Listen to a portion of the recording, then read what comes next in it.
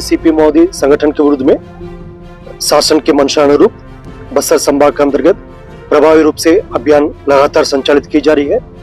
जिसके परिणाम स्वरूप विगत 6 महीने की अवधि में वर्ष 2025 में संपूर्ण बस्तर इलाका में 204 माओवादियों का डेड बॉडी अलग अलग मुठभेड़ के पश्चात रिकवर की गए थे। खासतौर पर नारायणपुर जिला का अबुझमाड़ क्षेत्र में सीपी मोदी संगठन की जो सरगना बसवराजू सहित अनेक माओवादी कैडर का डेड बॉडी पूर्व में रिकवर की गए थे। उसी सिलसिला में जो नक्सल विरोधी अभियान अभी मानसून की अवधि में भी लगातार जारी रखा गया। दिनांक 18 जुलाई को अबुझमाड़ क्षेत्र अंतर्गत माओवादी कैडर की उपस्थिति के आसूचना के आधार पर DRG Narayanpur, DRG Kanker, DRG Jaipur एवं बीएसएफ और एसटीएफ का संयुक्त बल अभियान के लिए रवाना किए गए थे। अभियान के दौरान कल दिनांक 18 तारीख को लगातार प्रातः से लेकर अनेक बार माओवादी एवं सुरक्षा बल के बीच में रुक रुक कर मुठभेड़ होते रहा। मुठभेड़ के पश्चात इलाका के सर्चिंग में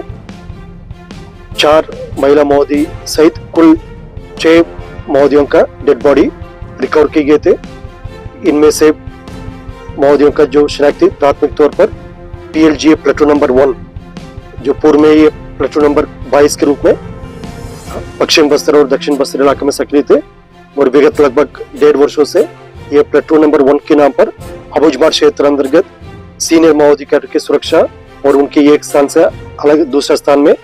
ट्रांसिट के लिए उसका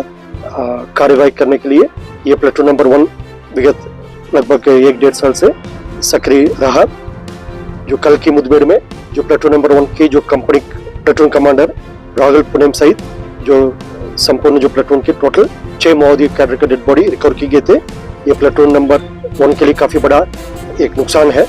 क्योंकि ये अस्तित्व आकर मात्र अभी 1.5 साल ही हुआ। उनकी जो संपूर्ण जो स्ट्रेंथ है इस मुठभेड़ के पश्चात काफी डिप्लीट हो गए थे और शेष कुछ कैडर्स इस मुठभेड़ के पश्चात जो बच गई होगा उनका बारे में भी अभी पता साझी की जा रही है और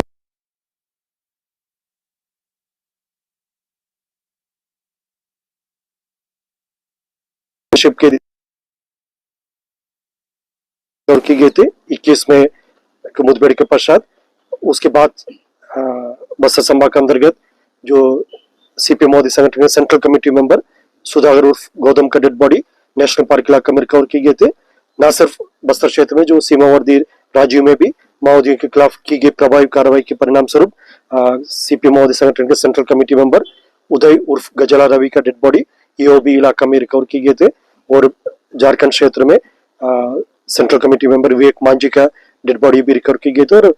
छत्तीसगढ़ राज्य अंतर्गत ही गरियाबंद में सीसीएम चलपति की डेड बॉडी वर्ष 2025 में रिकवर की गए थे। इस बात को खुद जो माओवादी द्वारा जारी की गई एक बुकलेट में इस बात को उन्होंने स्वीकार किया। पूरे 1 वर्ष की अवधि में संपूर्ण देश में 381 माओवादी कैडर का डेड बॉडी नुकसान होने को उनका स्वीकार की गई। अधिकतम जो उनका सर्वाधिक जो नुकसान है जो दंडकारण स्पेशल जोन के कमिटी एरिया में होने के बाद को भी माओवादी संगठन ने स्वीकार किया गया और वर्तमान की परिस्थिति में संपूर्ण माओवादी संगठन बिल्कुल दिशाहीन और नेतृत्वहीन हो चुकी है और उनके पास अभी कोई लीडरशिप शेष नहीं बचा है और उनके पास अभी मात्र एक ही विकल्प है, हिंसा त्याग कर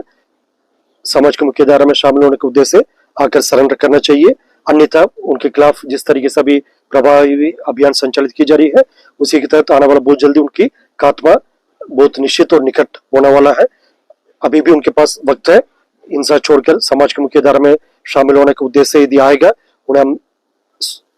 स्वागत करते हैं और उनके पुनर्वास के लिए सभी प्रकार का सुविधा जो शासन के पॉलिसी के अनुसार उपलब्ध की जाती है। इस बात को मानते हुए विगत 1.5 वर्षों में 1400 से अधिक माओवादी कैडर आत्मसमर्पण भी किया।